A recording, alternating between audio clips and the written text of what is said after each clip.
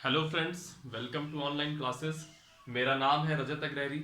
आज हम लोग की जो जीएस की क्लास चल रही है पॉलिटी में, हम आगे के लेक्चर्स में बात करेंगे। लास्ट लेक्चर में हम लोगों ने बात की थी सीएजी यानी कि कैग, और उसके अलावा हमने बात करी थी संसद, आर्टिकल 79 के तहत संसद। पिछली क्लास को मैं थोड़ा रिकॉल कर देता हूं ताकि आप लोग को भी याद रहे। सीएजी की मैंने बात की थी कि लोक वित्त का संरक्षक होगा, जिसको अंबेडकर जी ने बहुत ही महत्वपूर्ण पद की संख्या दी थी। फिर इसके बाद मैंने बात की थी कि सीएजी अनुच्छेद 148 में है, 148 में है, लेकिन उसकी जो क्या योग्यताएं होनी चाहिए यह सब चीजें नहीं दी हुई थी संविधान में। फिर आगे चल के अनुच्छेद 149 में सीएजी अधिनियम 1971 जोड़ा गया। उसके माध्यम से उसकी दो शर्तें बताई गई कि भारत का नागरिक हो, फिर इसके अलावा लोक लेखा विशेषज्ञ या महालेखा परीक्षक, या फिर 10 वर्षों तक लोक अधिकारी रह चुका हो। ये सब चीजें हम लोगों ने पिछली क्लास में डिस्कस की थी। कार्यकाल डिस्कस किया था 6 वर्ष या 65 वर्ष, जो भी पहले प्राप्त कर ले, 65 वर्ष की आयु और या फिर 6 वर्ष का कार्यकाल। उसके अलावा फिर हम लोगों ने उसके कार्य देखे थे। उसकी हमने ये देखी थी कि अगर जो सीएजी अपनी रिपोर्ट लाता है तो सीएजी अपनी रिपोर्ट कैसे पेश करता है। तो भी हमने देखा था कि पहले संसद के पटल में आएगी, फिर राष्ट्रपति के पास जाएगी, फिर पहले राष्ट्रपति के पास जाएगी, फिर संसद के पटल में आएगी और फिर लोक लेखा समिति उसकी जांच करेगी, है ना। फिर इसके बाद मैंने उसकी आलोचना भी देखी थी कि पॉल पल्बी ने किस तरह उसकी कटु आलोचना करी सीएजी की। फिर इसके बाद हमने अनुच्छेद 79, कल थोड़ा ज्यादा क्विक हो गया था, बहुत फास्ट हो गया था। अनुच्छेद 79 समझा कि उसके तहत संसद के 3 अंग हैं, राष्ट्रपति, लोकसभा और राज्यसभा। राष्ट्रपति हम लोग प्रीवियस क्लासेस में बहुत अच्छे से कर चुके हैं। लोकसभा और राज्यसभा का गठन कल हम लोगों ने देखा था। राज्यसभा के गठन में हमने बात की थी कि संविधान कहता है कि मैक्सिमम 250 सदस्य हो सकते हैं, बट वर्तमान में 245 हैं, जिसमें 233 निर्वाचित होते हैं और 12 राष्ट्रपति मंत्रिपरिषद की सलाह पर साहित्य, कला, विज्ञान और समाज सेवा, इन 4 आधारों पर मनोनीत करता है। और पूरा सब कुछ समझे थे कि राज्यसभा पर कभी भंग नहीं होती, लेकिन इसके सदस्य जो है 6 वर्ष बाद अवकाश प्राप्त कर लेते हैं। ये सब चीजें हमने कल देखी थी। उसका चुनाव कैसे, क्या नाम है, ये सब देखा था। फिर इसके बाद हम लोग लोकसभा में आए थे। देखा था कि संविधान मैक्सिमम 552 की अनुमति देता है, लेकिन वर्तमान में कितने हैं, 545, जिसमें 543 निर्वाचित होते थे और 2 जो है राष्ट्रपति मंत्रिपरिषद की सलाह पर मनोनीत करता था। चुनाव की पद्धति देखें कि वह सार्वभौमिक वयस्क मताधिकार से, यानी कि हम सब लोग जो 18 वर्ष की आयु से ज्यादा है सब जाकर के वोट डालेंगे। उसमें किसी भी प्रकार का कोई भेदभाव नहीं है, जाति लिंग वगैरह कुछ नहीं। हर व्यक्ति जो 18 वर्ष या उससे ऊपर की उम्र का है वो जाकर के मतदान कर सकता है। ठीक। फिर उसमें हमने देखा था कि उसमें चलता है first pass the post system, यानी कि अगर 4 कैंडिडेट है एक लोकसभा क्षेत्र से, तो उसमें से जो सबसे ज्यादा वोट पाएगा वही जीता हुआ माना जाएगा। ठीक। फिर हमने उसमें जमानत जब्त होने का कॉन्सेप्ट भी पढ़ा कि टोटल डाले गए वैध मतों में अगर 1/6 से कम वोट पाएगा तो उसका जो है जमानत जब्त मानी जाएगी। फिर इसके बाद हमने देखा था कि उसमें परिसीमन आयोग, यानी कि जो है लोकसभा सीट में कौन किस लोकसभा सीट के अंतर्गत आता है, ये सब कैसे तय होगा। तो एक परिसीमन आयोग होगा। जैसे यूपी है तो यूपी में अगर 80 लोकसभा सीटें दी गई हैं, और ये कौन तय करेगा कि यूपी में 80 ही लोकसभा सीटें देनी है, तो यह जनसंख्या के अनुपात के आधार पर तय होता है। अब यूपी में सबसे ज्यादा जनसंख्या है तो बनी सी बात है उनका प्रतिनिधित्व भी ज्यादा होगा, प्रतिनिधित्व ज्यादा होगा तो सीटें भी ज्यादा होंगी, है ना। तो जो ऐसे से अब यूपी है, यूपी में 80 लोकसभा सीटें हैं, तो यूपी को 80 भागों में बांट दिया गया जनसंख्या के आधार पर, और परिसीमन आयोग ने तय किया कि कौन सी लोकसभा सीट में कौन सा क्षेत्र आएगा। अब सवाल उठता है कि परिसीमन आयोग माने क्या। तो मैंने कल बताया था कि परिसीमन आयोग जो है यही जो क्षेत्र होते हैं आपके चुनावी क्षेत्र होते हैं, इनको तय करने का काम करता है। सुप्रीम कोर्ट के रिटायर्ड जज इसके अध्यक्ष होते हैं, चुनाव आयोग के नियंत्रण में रहता है, और जो भी यह फैसला देता है उसका न्यायिक पुनरावलोकन नहीं होता है। ठीक है। फिर इसके बाद हम लोगों ने देखा था कि अभी जो है फिलहाल में 2026 तक के लिए क्षेत्र निर्धारित किए जा चुके हैं, और फिर आगे जो है जो भी परिसीमन आयोग बनेगा वह परिसीमन आयोग आगे के क्षेत्र डिसाइड करेगा 2026 के बाद, यह नई जनसंख्या के आधार पे होगा। ठीक है। ये सब चीजें थी। अब ये सब चीजें मैंने क्यों बताई, इतना जल्दी जल्दी क्विक रिवीजन क्यों कराया, उसके पीछे एक छोटा सा रीजन है। रीजन ये है कि कल की क्लास थोड़ी जल्दी फास्ट हो गई थी लास्ट में, इसकी वजह से मैंने सोचा एक क्विक रिवीजन करा दिया जाए। ठीक है। तो क्विक रिवीजन मैंने करा दिया। ठीक है। अब आज बात करते हैं, आज की क्लास में हम लोगों ने जैसे जब हमने राष्ट्रपति पढ़ा तब हमने देखा कि उसकी योग्यताओं में 2-3 योग्यताएं, जैसे भारत का नागरिक हो, उम्र क्या हो, तो उम्र 35 वर्ष हो। उसके बाद हमने देखा कि लाभ का पद धारण न करता हो, और फिर संसद बनने की योग्यता रखता हो। सिमिलरली जो जब हमने उपराष्ट्रपति पढ़ा तो उसमें लिखा था कि राज्यसभा का सदस्य, यानी कि एक प्रकार से सांसद बनने की ही योग्यता रखता हो, लेकिन राज्यसभा का। ठीक। फिर एक हमने पढ़ा अभी प्रधानमंत्री पढ़ा, तो वहां दो शर्तें थी। पहला कि एक भारत का मतलब भारत का नागरिक वागरिक कुछ नहीं था, वहां सीधी सी बात थी कि सांसद बनने की योग्यता रखता हो, और दूसरी शर्त थी कि लोकसभा का विश्वास प्राप्त हो, है ना। तो क्या है कि जब इतनी बार संसद बनने की योग्यता आ गई है, संसद का सदस्य बनने की योग्यता आ गई है, सॉरी, संसद का सदस्य बनने की योग्यता आ गई है, तो क्यों ना इस सब की पहले इस एलिजिबिलिटी को समझा जाए कि कौन कौन सी ऐसी योग्यताएं हैं संसद का सदस्य बनने की। याद रखिएगा, बहुत लोगों को कंफ्यूजन होगा, दो शब्द होते हैं, एक होता है संसद और एक होता है सांसद। दोनों का एक बार अंतर समझ लीजिए, सुनने में लगभग एक जैसे लगते हैं, है ना, लेकिन है अलग। यह संसद का मतलब होता है पार्लियामेंट, यानी कि जो हम लोगों ने आर्टिकल 79 में पढ़ा था, लोकसभा, राज्यसभा और राष्ट्रपति, यह तीन जो है संसद के अंग है, ठीक है। तो यह संसद का अंग हो गया पार्लियामेंट। और सांसद का मतलब होता है मेंबर ऑफ पार्लियामेंट। सांसद का मतलब होता है मेंबर ऑफ पार्लियामेंट, यानी कि जो जिन लोगों को हम लोग चुन चुन करके यहां से भेजते हैं वह सब सांसद है, वह सब सांसद है। शॉर्ट फॉर्म में कहेंगे एमपी, मेंबर ऑफ पार्लियामेंट है, ठीक है। तो संसद और सांसद का मतलब जरूर याद रखिएगा, मतलब याद रखने का इन द सेंस ये है कि कहीं ऐसा ना हो कि मैं संसद बोलूं और आप लोग कुछ और समझे, ठीक। फिर इसके बाद हम बात करेंगे सबसे पहले संसद का सदस्य बनने की योग्यताओं की। जैसे संसद का सदस्य का मतलब क्या हुआ, सांसद। मान लीजिए लोकसभा चुनाव हो रहे हैं, मेरी इच्छा हो गई कि मैं भी लोकसभा का चुनाव लड़ूं, मेरी इच्छा है कि मैं भी लोकसभा का चुनाव लड़ूं, तो कुछ तो ऐसी शर्तें होंगी कि अगर मैं उनको फुलफिल करूंगा तभी मैं लोकसभा का सदस्य बनने के लिए चुनाव लड़ूं, है ना। तो उन शर्तों को देखते हैं। सबसे पहली शर्त होती है, बहुत बेसिक शर्त है ये, कि भारत का नागरिक होना चाहिए। इससे एक एक स्टेटमेंट से एक एक क्वेश्चन बनता है, बस ये भारत का नागरिक वाले से शायद क्वेश्चन ना बने, बाकी इसकी हर एक स्टेटमेंट से एक क्वेश्चन बनता है, आप लोग खुद देखिएगा। दूसरा, आप यह भी कह सकते हैं कि सर उपराष्ट्रपति के चुनाव में, जब हम उपराष्ट्रपति पढ़ रहे थे आर्टिकल 63 में, तो उसके बाद जो है जब हमने ये पढ़ा था कि उनकी योग्यताएं, तो उसमें यह क्यों लिखा था कि राज्यसभा का सदस्य बनने की योग्यता रखता हूं, वहां यह क्यों नहीं लिखा कि संसद का सदस्य बनने की योग्यताएं रखता हूं। तो संसद, राज्यसभा का सदस्य और लोकसभा का सदस्य बनने के बीच में एक छोटा सा अंतर आ जाता है, वही भी यहां देख लीजिएगा। दूसरा पॉइंट देखिए, अगर आप लोकसभा का सदस्य बनना चाहते हैं, ये लोकसभा का सदस्य बनना चाहते हैं, तो आपकी जो मिनिमम एज होगी वह होगी 25 वर्ष, वह होगी 25 वर्ष। और अगर आप राज्यसभा का सदस्य बनना चाहते हैं तो आपको चाहिए होगी मिनिमम एज 30 वर्ष। याद रखिएगा, 25 वर्ष और 30 वर्ष, है ना, दोनों का अलग अलग है, दोनों का एक नहीं है, यह चीज याद रखिएगा, ठीक। तीसरा पॉइंट, लाभ का पद धारण न किए हो। और मैंने बताया था जब राष्ट्रपति पढ़ाया था कि एक अधिनियम है लाभ का पद अधिनियम, और 2006, उसमें 56 पद अपवाद दिए गए हैं, ठीक है। लाभ का पद धारण न किए हो,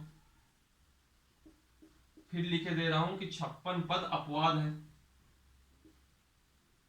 और कौन कौन से वो पद हैं अभी आपको इतना जानने की जरूरत नहीं है, ठीक है।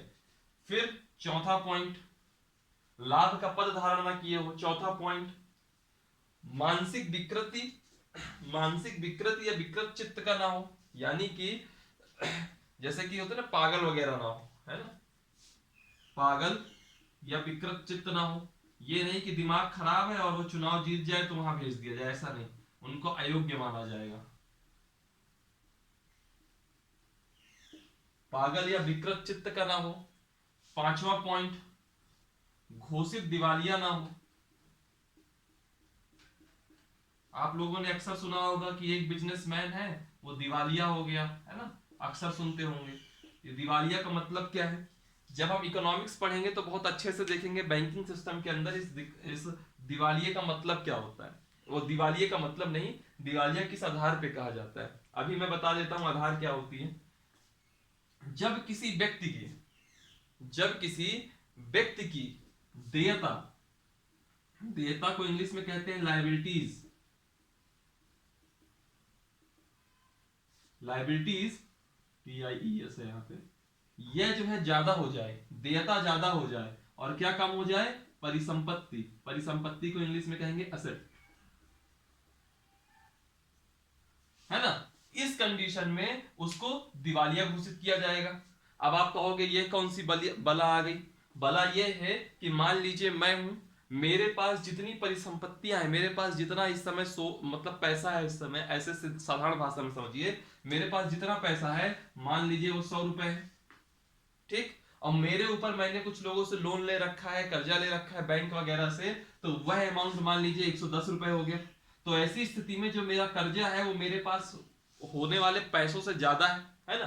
तो इस स्थिति में बैंक मुझको दिवालिया घोषित कर सकता है। दूसरा कंडीशन देखिए, मैंने लोन ले रखा है 90 रुपए का, मेरे पास पैसे हैं 100 रुपए, है ना। मतलब मेरी जो संपत्ति है वो 100 रुपए की थी और लोन मेरे पास 90 रुपए का है। तो इस स्थिति में मैं दिवालिया नहीं कहलाऊंगा, लेकिन इस स्थिति में मैं दिवालिया कहलाऊंगा। हालांकि ये मैंने बहुत बेसिक लैंग्वेज में बताया है। जब हम लोग अच्छे से जब इकोनॉमिक्स में देखेंगे लायबिलिटीज और एसेट को, तो इसमें एक एक शब्द देखेंगे कि परिसंपत्तियां क्या होती हैं, कितने प्रकार की होती हैं। सिमिलरली लायबिलिटीज कितने प्रकार की हो सकती हैं, है ना। अभी इसमें दिमाग लगाने की जरूरत नहीं है, अभी हमको इकोनॉमिक्स में नहीं घुसना है। नेक्स्ट पॉइंट ये है कि अगर मान लीजिए न्यायालय ने, कोर्ट ने मुझको 2 वर्ष या 2 वर्ष से ज्यादा की सजा सुना दी, है ना, 2 वर्ष या 2 वर्ष से ज्यादा की सजा सुना दी, उस परिस्थिति में मैं चुनाव नहीं लड़ सकता। तब आप पूछोगे भैया कब तक नहीं लड़ सकते, तो मैं कहूंगा जितने साल मुझको सजा सुनाई गई है, जितने साल की मुझको सजा सुनाई गई है, उतने साल तो मैं चुनाव लड़ ही नहीं सकता। साथ ही उसके अलावा 6 वर्ष और चुनाव नहीं लड़ सकता। समझ रहे हैं बात को। यानी कि अगर मान लीजिए मुझको 3 साल की सजा सुना दी गई, तो मैं 3 साल तो चुनाव लड़ नहीं सकता, लेकिन 3 + 6 यानी कि 6 साल और नहीं लड़ सकता। तो टोटल कितना हो गया, 9 वर्ष। 9 वर्ष में चुनाव नहीं लड़ पाऊंगा। अब आप कह दीजिए सर मान लीजिए आपको 11 महीने की सजा हुई, 11 महीने की सजा हुई, सॉरी मान लीजिए मेरे को जो है 23 महीने की सजा हुई, 2 वर्ष में 24 महीने होते हैं ना, मान लीजिए मुझको 23 महीने की सजा हुई, तो मैं कहूंगा मैं चुनाव लड़ सकता हूं, क्योंकि यह वाला जो प्रावधान है वह सिर्फ तभी है जब मिनिमम 2 वर्ष की सजा सुनाई गई हो। ठीक है। न्यायालय द्वारा 2 वर्ष या अधिक की सजा सुनाए जाने पर जो व्यक्ति होगा, सजा सुनाए जाने पर व्यक्ति सजा के वर्ष के साथ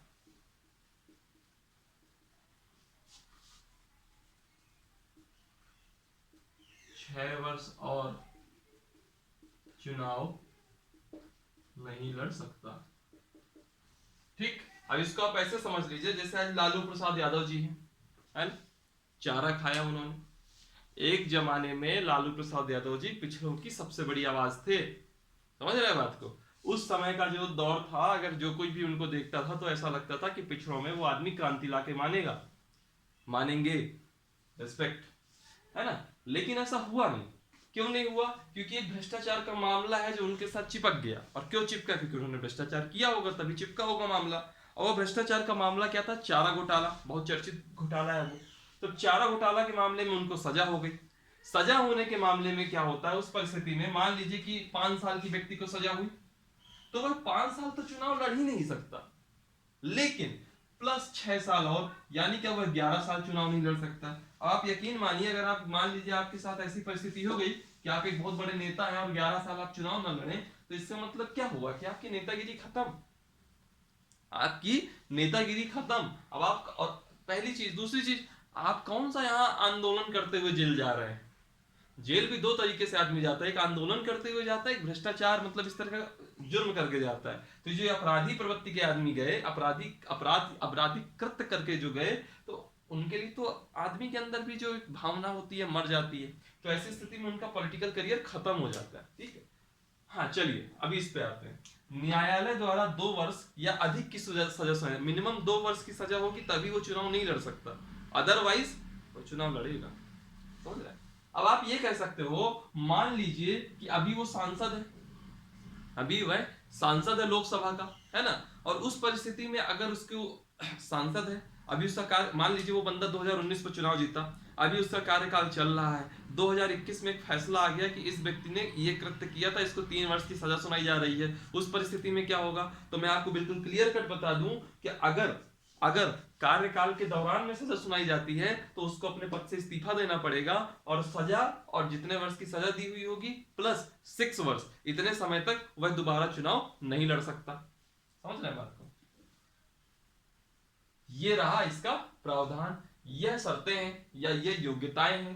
भारत का नागरिक हो, लोकसभा में मिनिमम 25 वर्ष उम्र हो, राज्यसभा के लिए 30 वर्ष की उम्र हो, ठीक है, लाभ का पद धारण ना किए हो, पागल या विकृत चित्त का ना हो, घोषित दिवालिया ना हो, न्यायालय के द्वारा 2 वर्ष या उससे अधिक की सजा सुनाई गई हो, तो उस परिस्थिति में जितने वर्ष की सजा सुनाई गई होगी प्लस 6 वर्ष वह चुनाव नहीं लड़ सकता। आप इसका स्क्रीनशॉट ले सकते हो।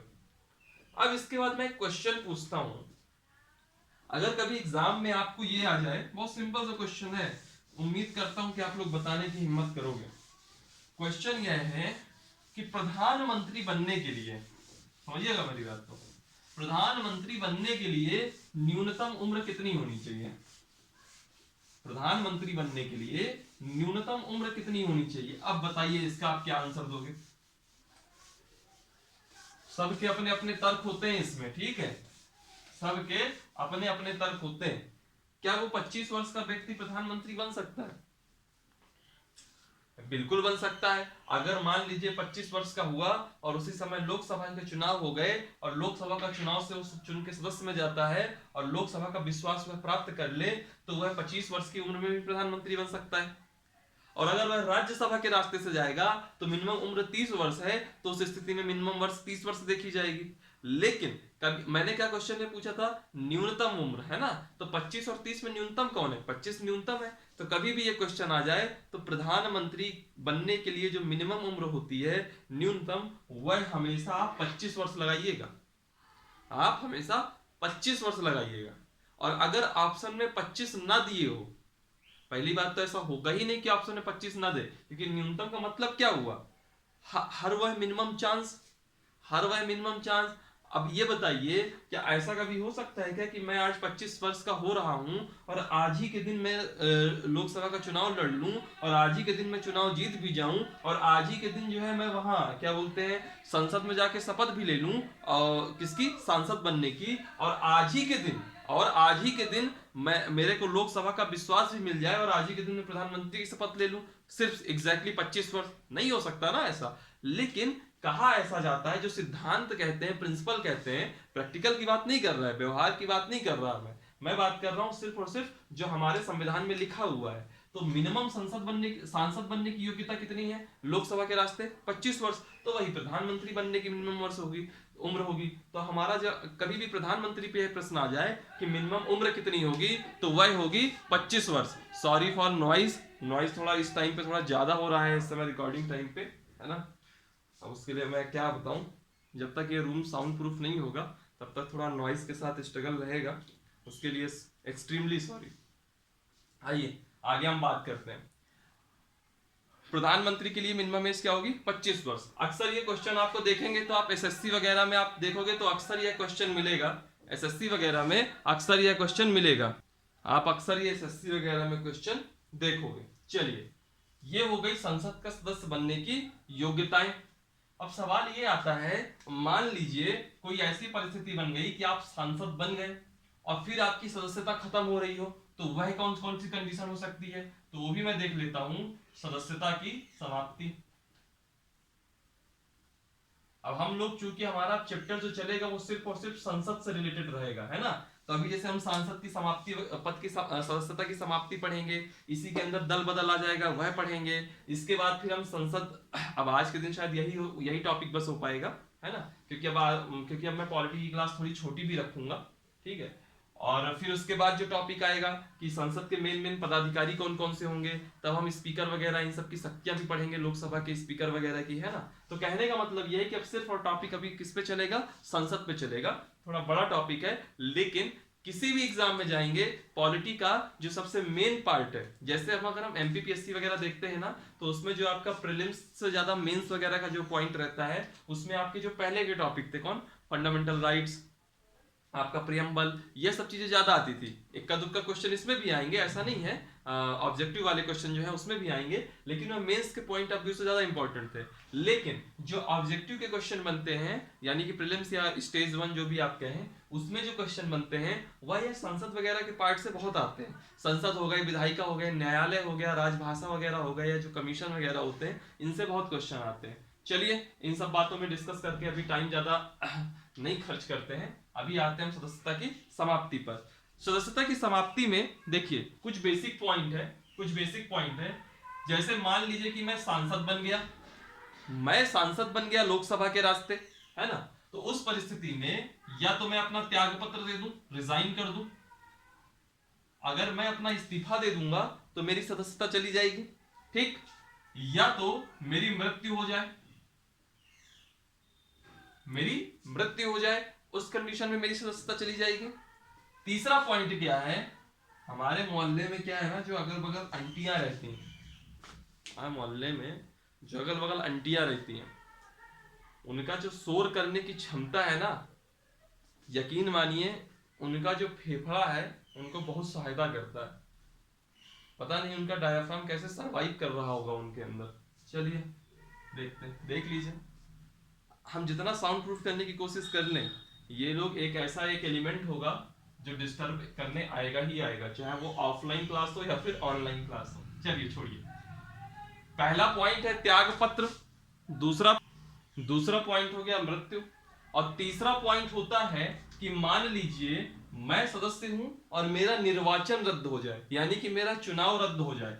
जैसे कि मान लीजिए जब मैंने अपना नॉमिनेशन किया होगा, है ना, जब मैंने नॉमिनेशन किया होगा चुनाव लड़ने के लिए, तो उस समय मैंने एक फॉर्म भरा होगा, नॉमिनेशन फॉर्म। तो उसमें क्या होता है, कई सारी जानकारी देनी होती है एक एफिडेविट के साथ। और उस समय मान लीजिए मैंने अपना, जैसे मान लीजिए मेरे ऊपर कोई धारा चल रही है, कोई मुकदमा चल रहा है, मैंने उस मुकदमे को छिपा दिया, या मैंने अपनी आय को गलत लिख दिया, या मेरी उम्र से रिलेटेड कोई उसमें कुछ ऐसा विवाद वाला मुद्दा बन गया, यानी कि अगर मेरे नॉमिनेशन फॉर्म में मुझसे कोई गलती हो गई और उसके आधार पर मेरा निर्वाचन रद्द हो जाए, तो उस स्थिति में भी मेरी सदस्यता की समाप्ति हो जाएगी। तो यह तीन बेसिक पॉइंट हो गए कि रिजाइन दे देना, डेथ हो जाना, और आपका निर्वाचन रद्द हो जाना। यह तीन बेसिक पॉइंट हो गए, है ना।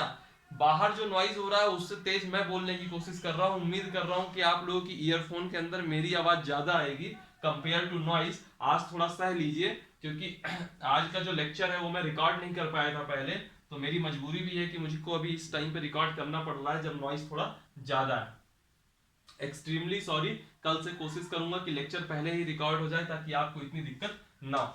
चलिए इसमें मैं चौथा पॉइंट की बात करता हूं। ये तीन बेसिक पॉइंट हो गए, रिजाइन दे दो, या फिर डेथ हो जाए मेंबर की, या तो उनका इलेक्शन ही कैंसिल हो जाए, निर्वाचन ही रद्द हो जाए, ठीक है। चौथा पॉइंट देख लीजिए, मान लीजिए कि वह व्यक्ति, यदि व्यक्ति, मैं पूरा नहीं लिखता क्योंकि इसमें लिखने का मतलब नहीं, सिर्फ आपको समझना ही है और कुछ नहीं। मान लीजिए वह व्यक्ति संसद के दोनों सदनों में निर्वाचित हो जाए। दोनों सदनों का मतलब या वो राज्यसभा में भी हो जाए और लोकसभा में भी हो जाए, है ना, राज्यसभा और लोकसभा में हो जाए, दोनों में हो जाए। तो अगर वह व्यक्ति संसद के दोनों सदनों में निर्वाचित होता है तो उसको 10 दिन के अंदर 10 दिन के अंदर 10 दिन के अंदर एक सदन से, या तो लोकसभा से या तो अपनी राज्यसभा की सदस्यता से, 10 दिन के अंदर एक सदस्यता से इस्तीफा देना होगा।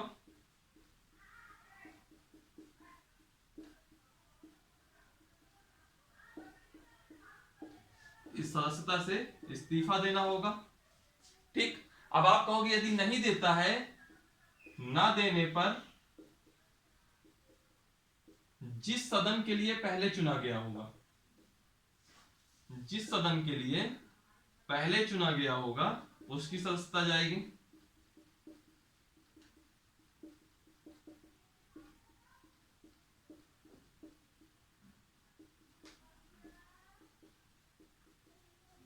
ना देने पर, अगर इस्तीफा वो नहीं देता है तो इस्तीफा ना देने पर सदन के लिए, जिस सदन के लिए वह पहले चुना गया होगा उसकी सदस्यता जाएगी, ठीक। और अगर आप कह दो कि मान लीजिए दोनों सदनों पर वह एक ही वक्त में चुना गया हो, दोनों सदनों पर एक साथ चुने जाने की स्थिति में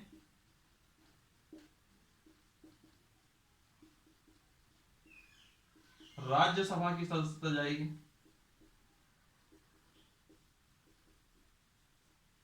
राज्यसभा की सदस्यता जाएगी। ठीक, कहने का मतलब यह है, मान लीजिए इस बार चुनाव होता, मैं राज्यसभा का मेंबर पहले से हूं और इस बार चुनाव होता है लोकसभा का, मैं लोकसभा में भी अपना पर्चा भर देता हूं और मैं लोकसभा में भी चुनाव जीत जाता हूं। एक एग्जाम्पल ले लीजिए स्मृति ईरानी जी, दूसरा एग्जाम्पल ले लीजिए अमित शाह जी। दोनों के दोनों राज्यसभा के मेंबर थे, है ना। 2019 में चुनाव हुआ, स्मृति ईरानी अमेठी से जीतती हैं, अमित शाह गांधीनगर से जीतते हैं, है ना। दोनों परिस्थितियों में अमित शाह, अब अमित शाह राज्यसभा लोकसभा दोनों के मेंबर हो गए, स्मृति ईरानी लोकसभा राज्यसभा दोनों की मेंबर हो गई, तो उनको किसी ना किसी एक सदन से इस्तीफा देना पड़ेगा 10 दिन के अंदर। तो 10 दिन के अंदर उन दोनों ने डिसाइड किया कि मैं जो है राज्यसभा की सदस्यता इस्तीफा दे देती हूं, लोकसभा से प्रतिनिधित्व करूंगी, है ना, या करूंगा। तो उस स्थिति में क्या होगा कि उन्होंने एक इस्तीफा दे दिया, मुद्दा वहीं खत्म हो गया। लेकिन मान लीजिए कि 10 दिन के अंदर उन दोनों ने इस्तीफा ना दिया होता, तो पहले किस सदन के लिए चुने गए थे? राज्यसभा के लिए। तो पहले जिस सदन के लिए चुने गए होंगे उसकी सदस्यता जाएगी। अगर वह लोकसभा के लिए पहले चुने गए होते तो लोकसभा की सदस्यता जाती। और मान लीजिए दोनों सदनों पर अगर एक ही दिन चुन लिए गए, एक इत्तेफाक ऐसा बन गया कि उसी दिन राज्यसभा के लिए भी चुने गए, उसी दिन लोकसभा के लिए चुने गए और उन्होंने 10 दिन के अंदर किसी एक की सदस्यता नहीं छोड़ी, तो उस स्थिति में क्या होगा? राज्यसभा की सदस्यता ऑटोमेटिकली चली जाएगी। ठीक, अब एक अगला पॉइंट देख लीजिए। अगला पॉइंट क्या होता है? अगला पॉइंट क्या है कि मान लीजिए कि अभी आप संसद हैं, संसद के सदस्य हैं, यानी कि आप सांसद हैं, है ना, संसद के सदस्य हैं। ठीक, और अब आप गए राज्य की विधानसभा में चले गए विधायक बनने, विधानमंडल का चुनाव लड़ लिए, यानी कि अब राज्य विधानमंडल में आप पहुंच गए, राज्य विधानमंडल में पहुंच गए और आप यहां भी चुनाव जीत गए। अब दो जगह के आप सदस्य हो गए, सांसद के भी हो गए और राज्य विधानमंडल के भी हो गए। तो ऐसी स्थिति में क्या करना होगा कि आपको 14 दिन के अंदर 14 दिन के अंदर एक की सदस्यता से इस्तीफा देना होगा।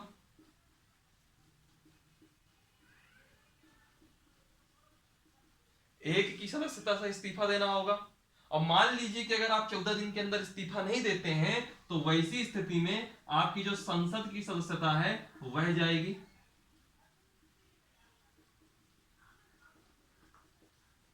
संसद की सदस्यता जाएगी। ठीक, मान लीजिए एक और कंडीशन है, 2 सीटों से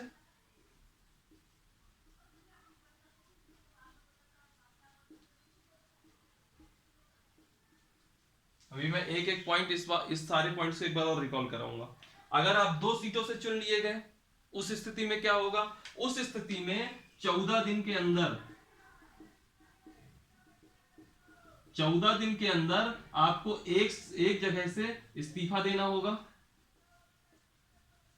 एक जगह से इस्तीफा देना होगा। और अगर आप इस्तीफा नहीं देते तो क्या होगा?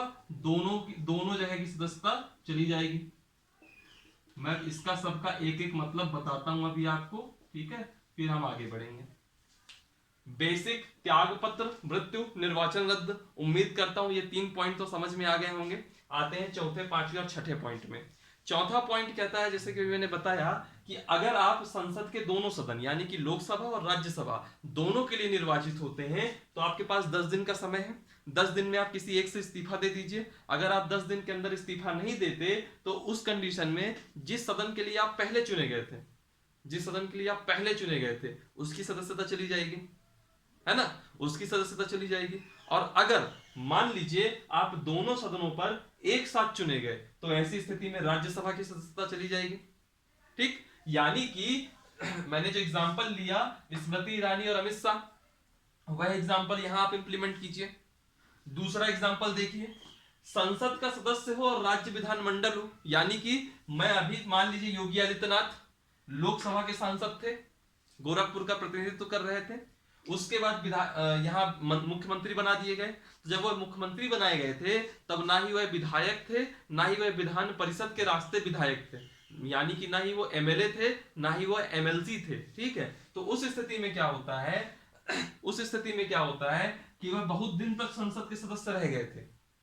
याद करिएगा, बहुत दिन तक संसद के सदस्य रहे थे। उनका वो जो लास्ट वाला एक स्पीच था वह भी काफी वायरल हुआ था, अगर आप लोगों ने पढ़ा हो, जब उसने बड़ी हंसी ठिठोली में कह रहे हैं कि मैं भी युवा हूं, राहुल गांधी मुझसे 1 साल बड़े हैं, और 1 साल या 2 साल ऐसा कुछ बताया कि उन्होंने बड़े हैं, और अखिलेश यादव मुझसे 1 साल छोटे हैं, तो मैं इन दोनों के बीच का हूं, ऐसे करके एक वीडियो था, बहुत अच्छा वायरल हुआ था उनका। वो लास्ट स्पीच थी मेरे ख्याल से उनकी संसद में, है ना। तो संसद के सदस्य तो थे ही, साथ ही वह, लेकिन अभी वो संसद के सदस्य हैं। अब अगर वह एमएलसी जिस दिन बनेंगे, एमएलसी जिस दिन बन गए या एमएलए जिस दिन बन गए, उस स्थिति में क्या होगा, 14 दिन के अंदर या तो अपने एमएलए की कुर्सी छोड़नी होगी, या तो अपनी संसद की सदस्यता छोड़नी होगी, सांसद का पद छोड़ना होगा। और अगर मान लीजिए वह नहीं छोड़ते, वो किसी एक से इस्तीफा नहीं देते, तो उनकी जो सांसद की सदस्यता है, यानी कि जो लोकसभा की सदस्यता रही होगी, वह ऑटोमेटिकली चली जाएगी 14 दिन के अंदर। यहां 10 दिन था, बाकी इसमें भी 14 दिन है, और अगले पॉइंट में भी 14 दिन है। अब अगला पॉइंट देखिए, 2 सीटों से अगर आप चुन लिए गए, जैसे याद करिए 2014 का चुनाव, 2014 के चुनाव में नरेंद्र मोदी 2 जगह से चुनाव लड़े थे, बड़ोदरा से लड़े थे और बनारस से लड़े थे। बड़ोदरा से भी वो जीत गए थे, बनारस से भी जीत गए थे।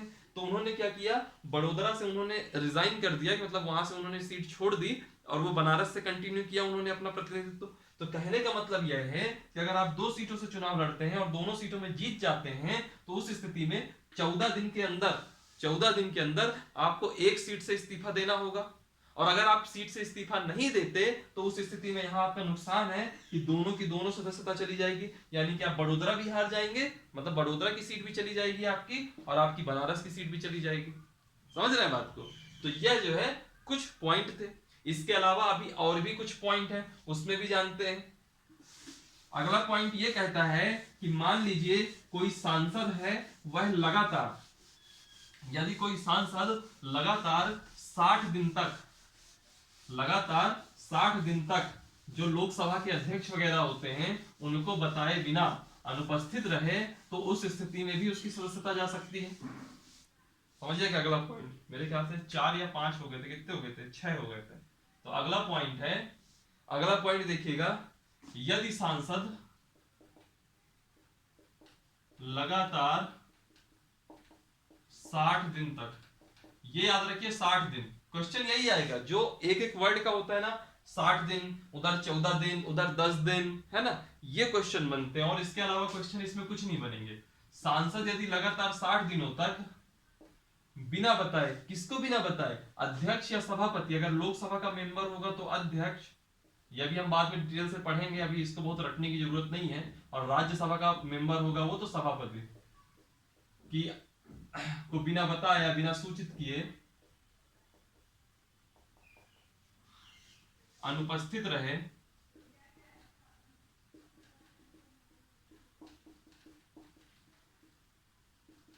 तो सदस्यता चली जाएगी। ठीक, नेक्स्ट पॉइंट आइए 8वां। एक आर्टिकल है, एक पॉइंट तो वो आपको पता ही है, न्यायालय वाला, न्यायालय द्वारा 2 वर्ष या अधिक की सजा सुनाए जाने पर।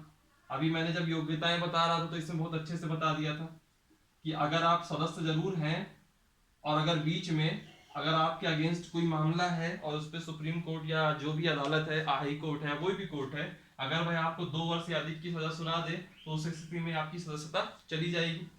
9वां पॉइंट देखिए, 9वां पॉइंट कहता है, एक अनुच्छेद है आर्टिकल 102। ये याद रखिएगा कि आर्टिकल 102 में है क्या। आर्टिकल 102 में क्या है, सांसद की जो निर्योग्यताएं हैं, यानी कि जो अयोग्यताएं हैं, उनका वर्णन है।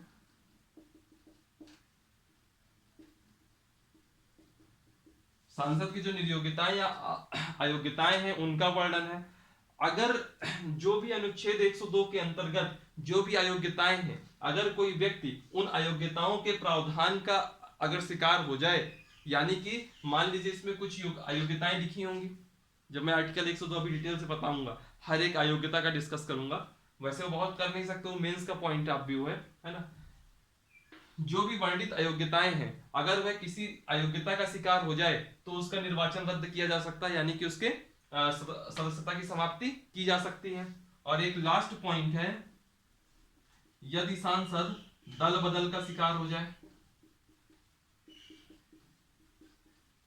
दल बदल का शिकार हो जाने पर भी आपकी सदस्यता खत्म हो जाएगी, है ना। अब हम एक एक पॉइंट देखेंगे इसमें वापस से।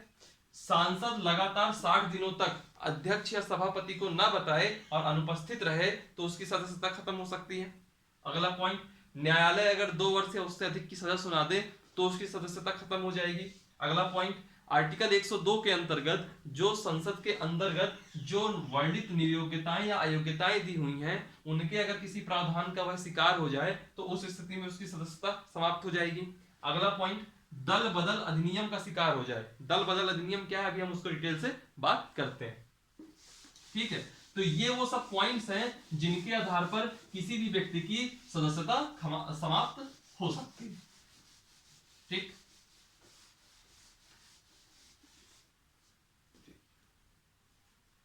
अभी हम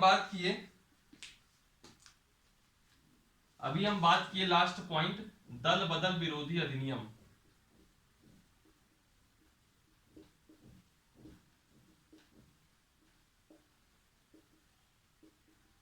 दल बदल विरोधी अधिनियम।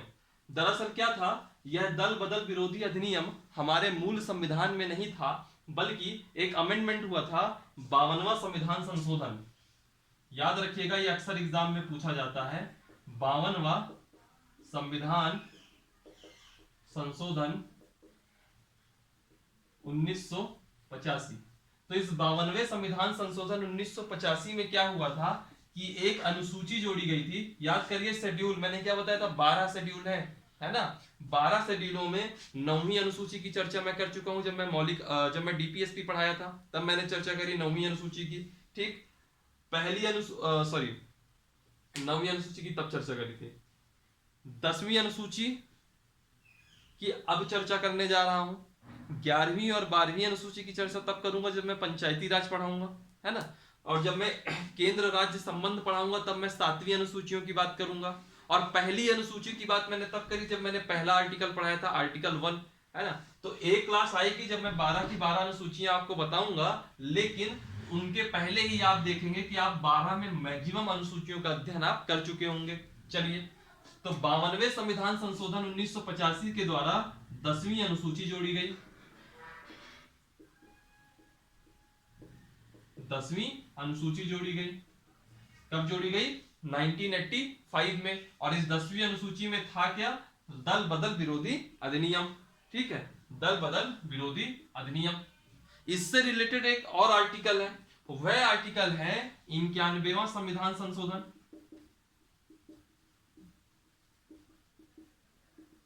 2003 का। 91वां संविधान संशोधन 2003 का। इसके माध्यम से, इसमें क्या किया गया, इस संशोधन के माध्यम से जो यह दल बदल विरोधी अधिनियम था, उस अधिनियम में कुछ बदलाव किए गए। क्या बदलाव किए गए हम देखेंगे, ठीक है। तो कहने का मतलब है यहां दो चीजें हुई हैं। तो इसमें क्या था आपका, दो चीजें थी। एक 52वां संविधान संशोधन 1985, उसके माध्यम से 10वीं अनुसूची जोड़ी गई जिसमें दल बदल विरोधी अधिनियम जोड़ा गया। और फिर इसी अधिनियम में 91वें संविधान संशोधन 2003 से कुछ बदलाव किए गए, ठीक है। तब डिबेट ये है, या पॉइंट ये है जानने का कि इसमें 52वें संविधान संशोधन 1985 में क्या क्या इस अधिनियम में प्रावधान किए गए, ठीक है। इन सब में प्रावधान जो किए गए उसमें इस संशोधन से क्या बदलाव किया गया, है ना। यह सब चीजें हम देखेंगे नेक्स्ट क्लास में। आज की क्लास इतनी ही रहेगी। अब मैं पॉलिटी की क्लास ज्यादा लंबी नहीं करूंगा, 30 मिनट से 40 मिनट तक की ही क्लास रहेगी मैक्सिमम, ठीक है। तो आज की क्लास का यहीं द एंड करते हैं। और कल हम लोग की क्लास में हम लोग समझेंगे दल बदल विरोधी अधिनियम, बिल्कुल डिटेल से उसका हर एक प्रावधान पढ़ेंगे। लगभग इसमें 8 या 9 प्रावधान रहेंगे, वह सारे प्रावधान पढ़ने हैं और फिर यह देखना है लास्ट में कि बदलाव क्या हुआ, ठीक है। और फिर उसके बाद हम लोग बात करेंगे संसद के पदाधिकारियों की। उसमें आप लोग बहुत अच्छे से समझोगे कि ये लोकसभा के अध्यक्ष, उपाध्यक्ष, राज्यसभा के सभापति, उपसभापति, जो मैं बार बार अध्यक्ष और सभापति लिख देता हूं, किसको कहां कैसे लिखना है, ये सब चीजें आप कल आप अच्छे से समझेंगे। चलिए फिर आज की क्लास को हम यहीं तक रखते हैं। आज की क्लास आपकी यहीं से खत्म होती है। वीडियो को लाइक करिए, जहां जिस जगह पे कोई डाउट हो आप लोग कमेंट करके पूछा करिए। चैनल को सब्सक्राइब करिए। उसके अलावा इस वीडियो को ज़्यादा से ज़्यादा शेयर करिए ताकि ज़्यादा लोग जो है इस वीडियो को देखें। डिस्क्रिप्शन बॉक्स में आप जाओगे तो कई सारी लिंक दी हुई होंगी, उन लिंक को ज्वाइन करिए। खासतौर पर टेलीग्राम की लिंक जरूर ज्वाइन कीजिएगा। टेलीग्राम की लिंक में अच्छे आपके क्विजेज आते हैं, कंटेंट आता है, पीडीएफ फाइल वगैरह आती है ना, तो उसको आप जरूर ज्वाइन करिए। चलिए फिर आज की क्लास का द एंड करते हैं। Thank you so much. हंसते रहिए और पढ़ते रहिए। Thank you.